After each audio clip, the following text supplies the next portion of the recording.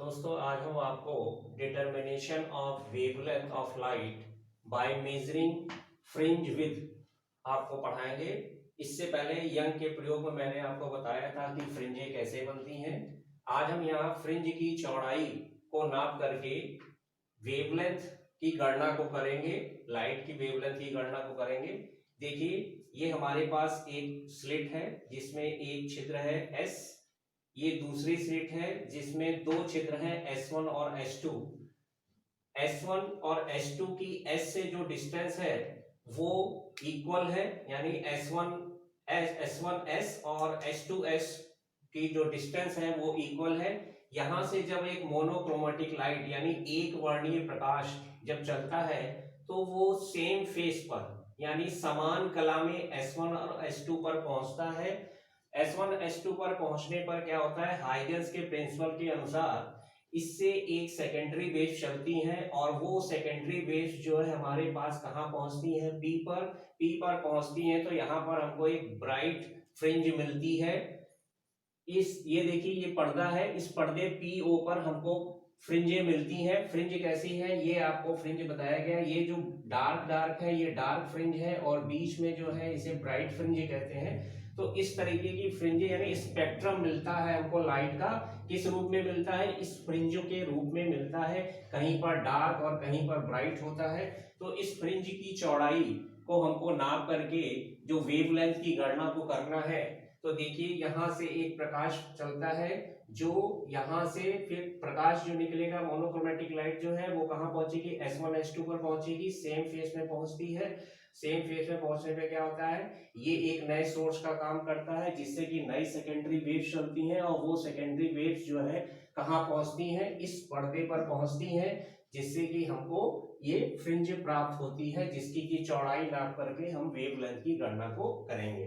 तो यहां से देखिए S से एक लाइट चली, कहां पहुंची, S1 S2 पर पहुंची, सेम फेस में यानी समान कला में पहुंची। और फिर ये दोनों से क्या होगा, एक नए सेकेंडरी वेव्स चलेंगी जो कहां पहुंचती है, P पर, यानी S1P और S2P डिस्टेंस को ये तय करती हैं। तो देखिए S1 S2 जो है इनके बीच की डिस्टेंस को हम स्मॉल d से, और स्लिट यानी जो डबल स्लिट है इससे और जो पर्दा है इसके बीच की डिस्टेंस को हम कैपिटल D से शो करते हैं।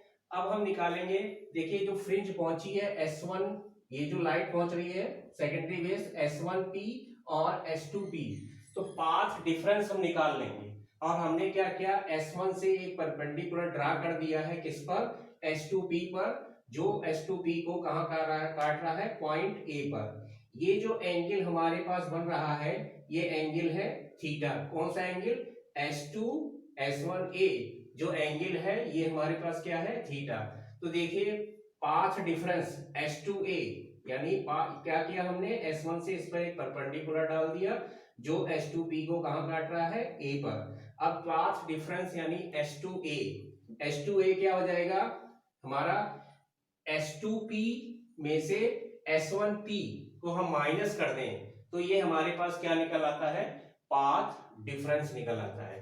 पाथ डिफरेंस यानी जो लाइट हमारे पास यहां से यहां पहुंची, जो सेकेंडरी वेव्स यहां पहुंची और जो यहां पे पहुंची, दोनों का जो डिफरेंस है पाथ का वो कितना है, S2A। ये S2A किसके बराबर हो गया, S2P minus S1P।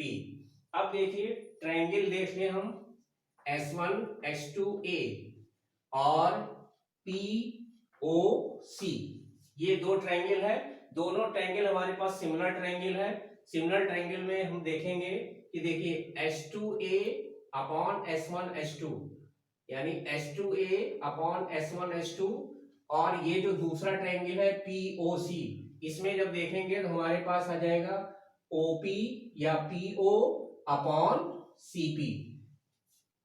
Similar triangle है दोनों, कौन से, S1 S2A और COP। इसमें देखेंगे S2A upon S1 S2 is equal to PO upon CP। अब देखिए S1 से O की डिस्टेंस और S2 से O की डिस्टेंस सेम है हमारे पास। ये हमने एक लंबार्धक खींचा हुआ है जो कहां से होकर जा रहा है, ये देखिए S से डॉट डॉट लाइन जो है ये एक लंबार्धक है, राइट बाइसेक्टर है। तो हमारे पास ये CO डिस्टेंस है।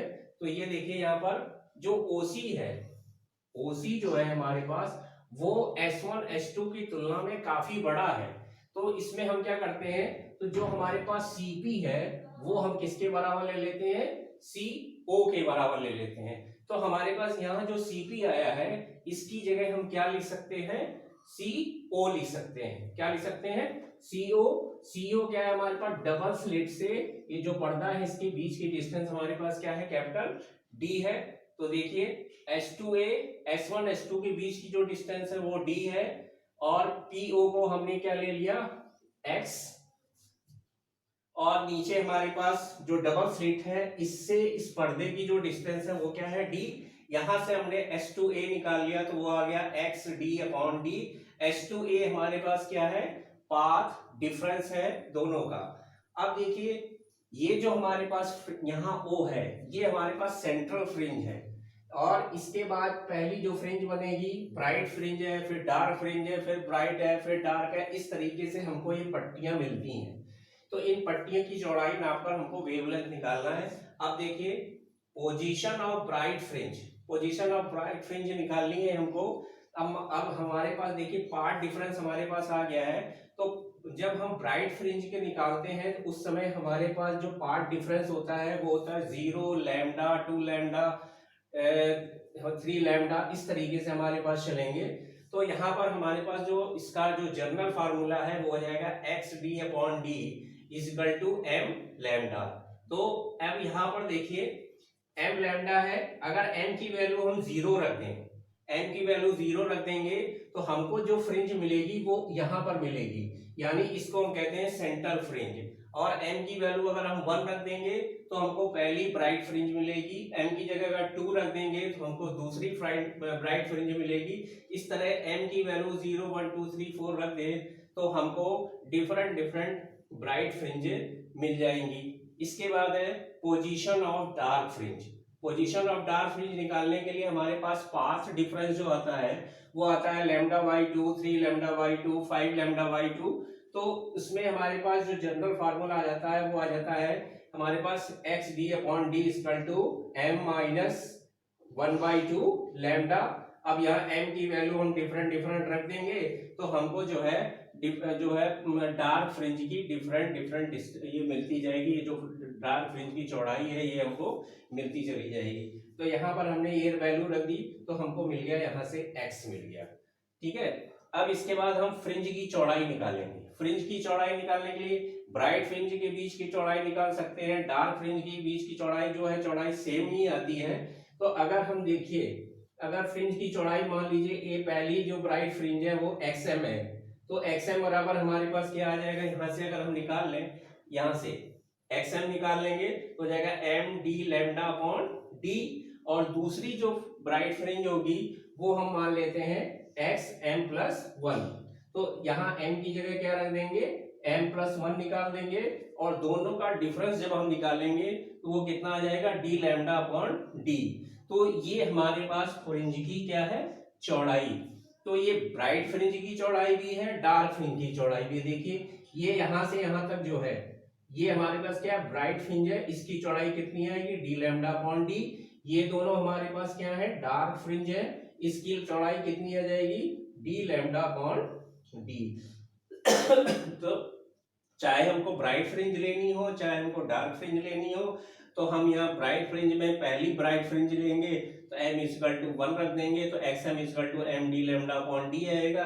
नेक्स्ट जो ब्राइट फ्रिंज है सपोज कर लीजिए हम मान लेते हैं M+1 है, इन दोनों का जो डिफरेंस आ जाएगा वो डिफरेंस आ जाएगा D λ/D।